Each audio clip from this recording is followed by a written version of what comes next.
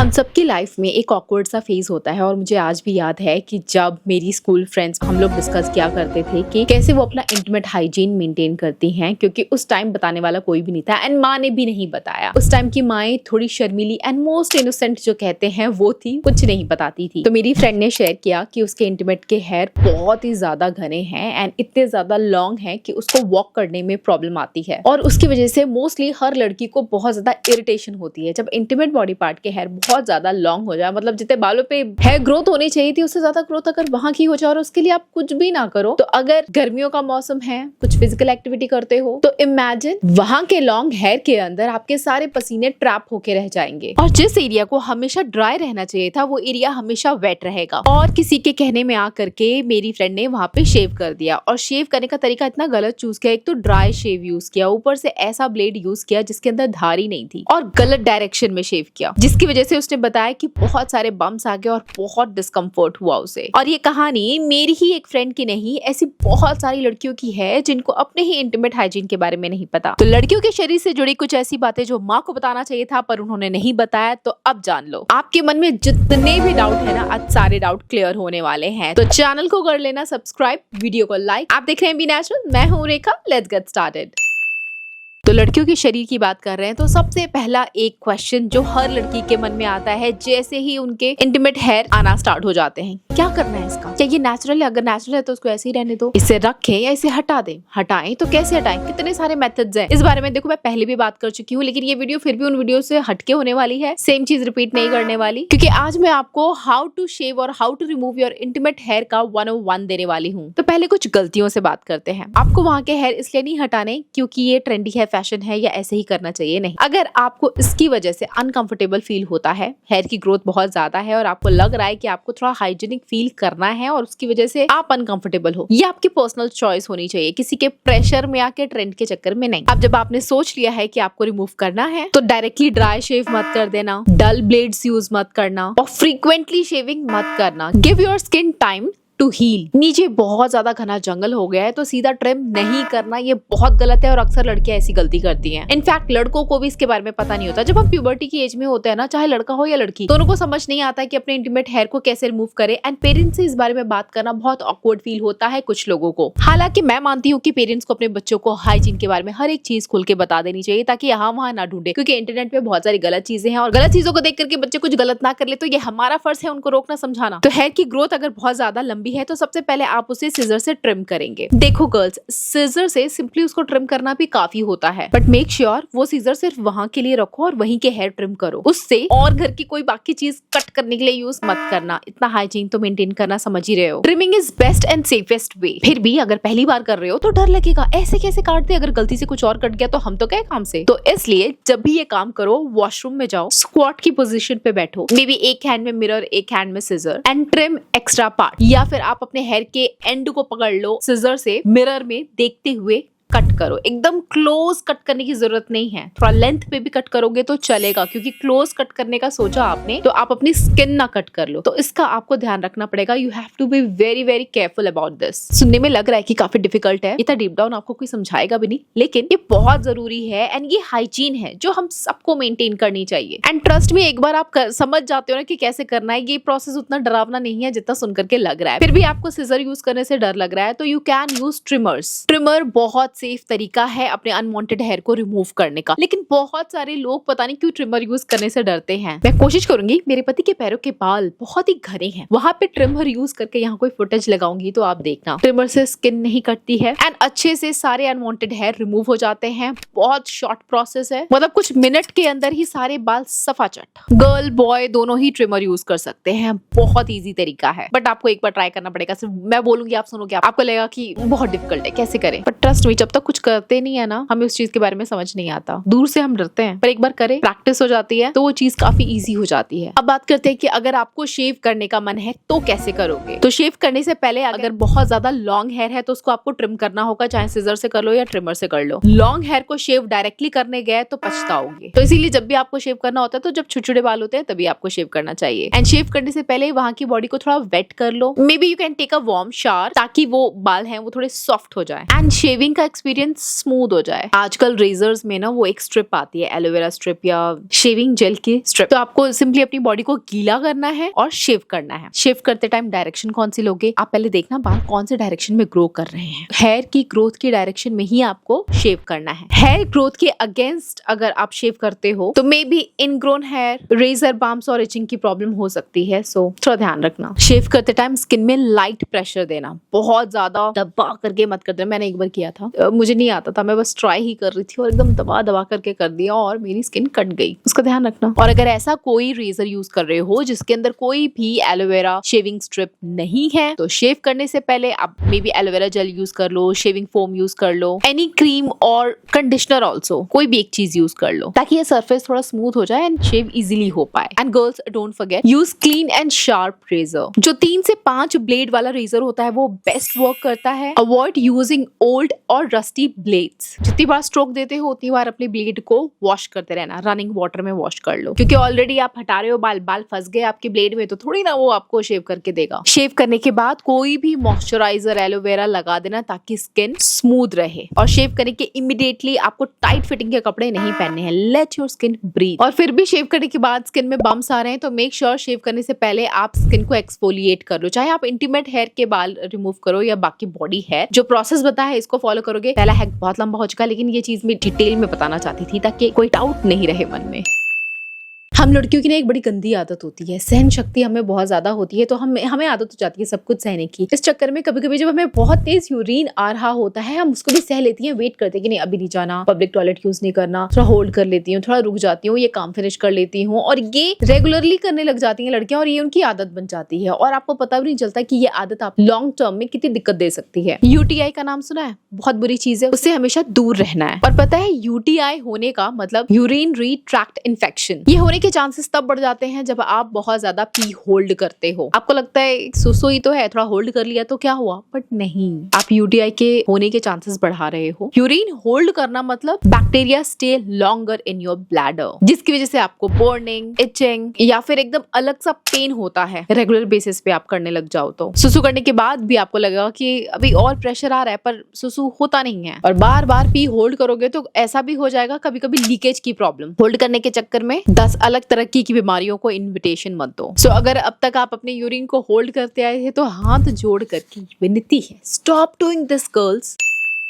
कभी कभी होता है ना ऐसा, सुबह उठने का मन नहीं करता है एंड 5 मिनट के चक्कर में आप आधा घंटा लेट उठते हो। अब जब आधा घंटा लेट उठे हो तो बाकी की दिनचर्या का जो हाइजीन मेंटेन करना है उसमें आप सैक्रिफाइस कर देते हो। सोचते हो नहाना ही तो है, पानी गिर गया, साबुन गिर गया, ऊपर नहा लिया। बट गर्ल्स, हमारी बॉडी थोड़ी अलग होती है। कुछ हमारे स्किन फोल्ड्स होते हैं जहाँ पे आपको प्रॉपर क्लीन करना चाहिए, अक्सर हम उसको नेग्लेक्ट कर देते हैं। जैसे बैक ऑफ द ईयर, आप कान के पीछे यहाँ पे कितना साफ करते हो, अंडर बस्ट एरिया को कितना क्लीन करते हो, अपने वल्वा को अच्छे से फिंगर से कैसे वहां पे क्लीन कर रहे हो, क्योंकि व्हाइट डिस्चार्ज पैंटी में तो निकल जाता है लेकिन कभी कभी आपके वल्वा के आसपास भी चिपका रह जाता है। तो क्या आप उसको प्रॉपर क्लीन कर रहे हो? क्या आप अपने एंकल्स को क्लीन कर रहे हो? पैरों की उंगलियों के बीच बीच में भी क्या आप सोप वाटर से फिंगर्स रन करके उसको क्लीन कर पा रहे हो? क्योंकि 5 मिनट में इतना सब कुछ कर पाना इज नॉट पॉसिबल। इसको भी क्लीन करना होता है, ध्यान देना होता है। अगली बार नहाओगे तो इन सारे एरियाज को अच्छे से क्लीन करना। And most important, don't forget your armpit, elbow के इनर वाले हिस्से पे, यहाँ पे कोनियों पे अच्छी तरीके से स्क्रब करो,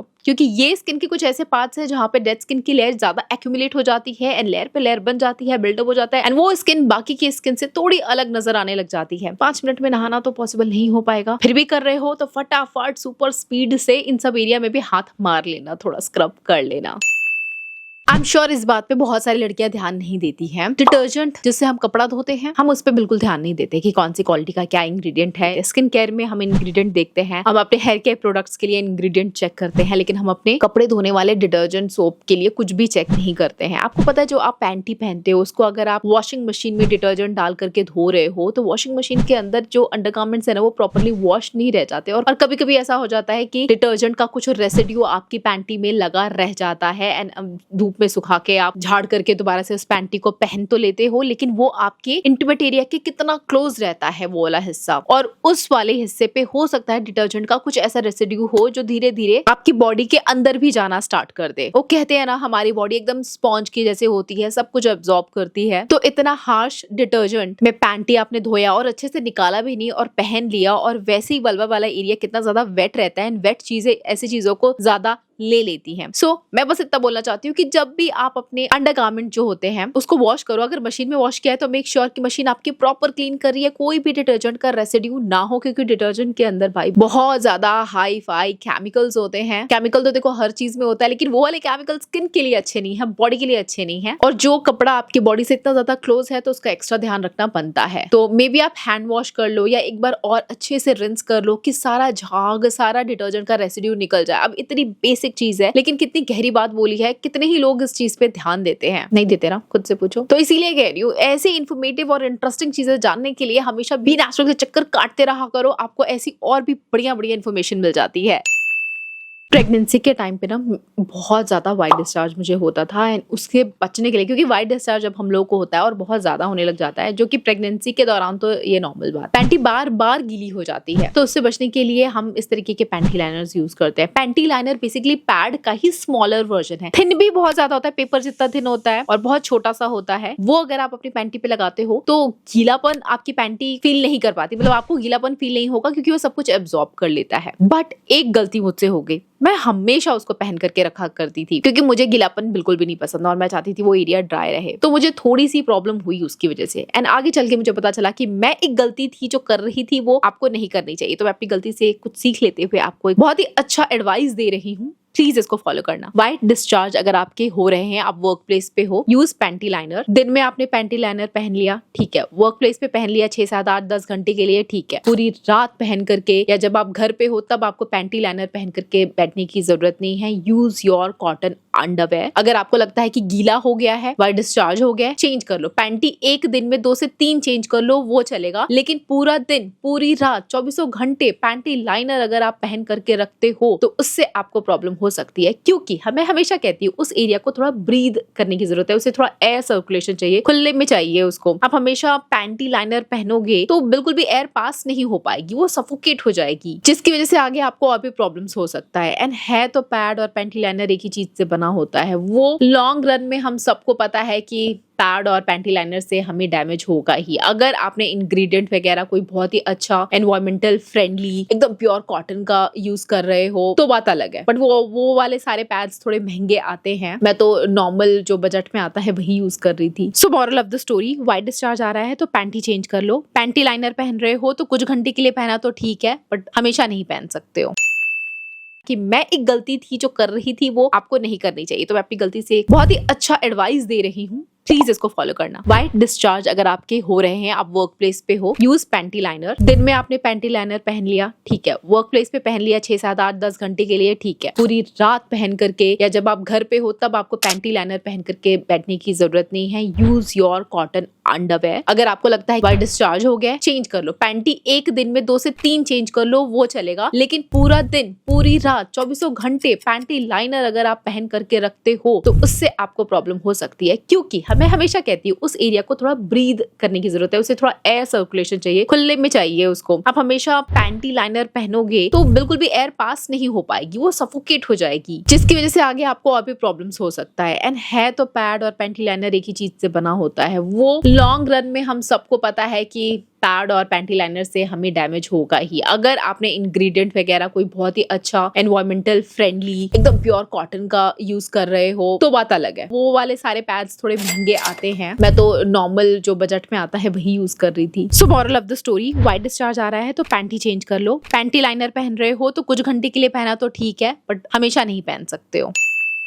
एक और बहुत ही इंपॉर्टेंट चीज बता रही हूँ, ठीक है, कोई नहीं बताएगा आपको, कोई इस बारे में बात ही नहीं करता, कोई ध्यान ही नहीं देता। ध्यान कोई देगा भी क्यों? क्योंकि रोजमर्रा के काम में हम इतने ज्यादा बिजी रहते हैं। Girls hygiene, body hygiene, feminine hygiene पे कोई ध्यान नहीं देता है, ठीक है। थोड़ा बहुत क्लीनिंग कर लेते हैं पर इतना डीपली कोई सोचता नहीं है। मैं सोचती हूँ, मेरा काम ही यही है, मुझे अच्छा लगता है। पर्सनल लाइफ के मेरे जो काम होते हैं वो खत्म हो जाने के बाद मैं बैठ करके सोचती हूँ कि इस टॉपिक पे मुझे वीडियो बनाना है। गर्ल्स टॉक मेरा फेवरेट टॉपिक है। लड़कियों को उनके हाइजीन के बारे में गाइड करना मुझे बहुत अच्छा लगता है। मैं ये पिछले 9 साल हो गए शायद 2017 से कर रही हूँ, गिन लो कितने साल हुए। मुझे अच्छा लगता है और मैं डीपली इन सब चीजों के बारे में सोचती हूँ एंड फॉलो भी करती हूँ। सिर्फ बोला है वो नहीं, मैं पहले सोचती कि मैं क्या क्या करती हूँ, कौन सी चीज मैंने आपको बताई, कौन सी नहीं बताई, और ये चीज मैंने आपको कभी नहीं बताई, तो फ्रेश चीज मैं आपको बता रही हूँ। हम लड़कियां क्या करती हैं, वॉशरूम में जाती हैं, सबसे पहले अपना इंटीमेट एरिया वॉश कर लेती हैं। मतलब पानी ऊपर डाला, सोप लिया, में भी आपने थोड़ा बहुत इधर उधर लगाया, फिर आपने इंटीमेट बॉडी को वॉश कर लिया। उसके बाद आपने शैम्पू लगाया, कंडीशनर लगाया, फिर थोड़ा बहुत आपने इधर उधर साबुन लगा लिया एंड उसके बाद पानी से रिंस कर लिया एंड हो गया, नहा लिया, निकल आया बाहर। बट ये प्रोसेस थोड़ा रॉन्ग है। आपको नहाते टाइम थोड़े स्टेप्स को फॉलो करना चाहिए। तो जब आप नहाने जा रहे हो तो आप चाहे शैम्पू करो, कंडीशनर करो,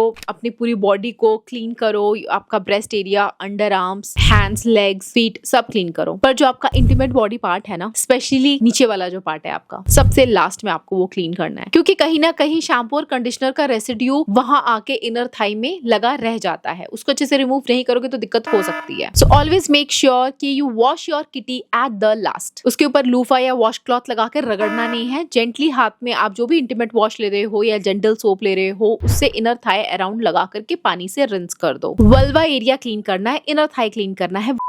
हाँ, बीप कर दिया, क्योंकि यूट्यूब पे भी ऐसे वर्ड्स बोलना थोड़ा सेंसर हो जाता है, तो इसीलिए करना पड़ता है। नहीं तो कमेंट आते हैं आप तो इतनी मॉडर्न और खुले विचारों वाली बनती हैं, तो वह वर्ड क्यों नहीं बोलती, इसको बीप क्यों कर देती हैं, करना पड़ता है। यूट्यूब की कुछ कम्युनिटी गाइडलाइंस हैं, उसके हिसाब से ये सेंसर वर्ड है। पता नहीं क्यों, मुझे तो लगता है ये भी एक बॉडी पार्ट है, इसका नाम लेने में कोई प्रॉब्लम नहीं होनी चाहिए, बट यूट्यूब को क्या ही प्रॉब्लम है। तो उसके अंदर आपको फिंगर डाल करके क्लीन नहीं करना है, बाहर बाहर यू शुड क्लीन इट। देखो, जो बातें आपकी माँ ने नहीं बताई मैंने बता दी। अब इस वीडियो को एकदम अच्छे से शेयर कर लो अपने हर उस दोस्त के साथ जिसको इस बारे में पता होना चाहिए। मन में कोई और सवाल है तो कॉमेंट जरूर करना। मैं आपसे फिर मिलूंगी एक और बेहतरीन वीडियो के साथ। तब तक के लिए बाय गाइस।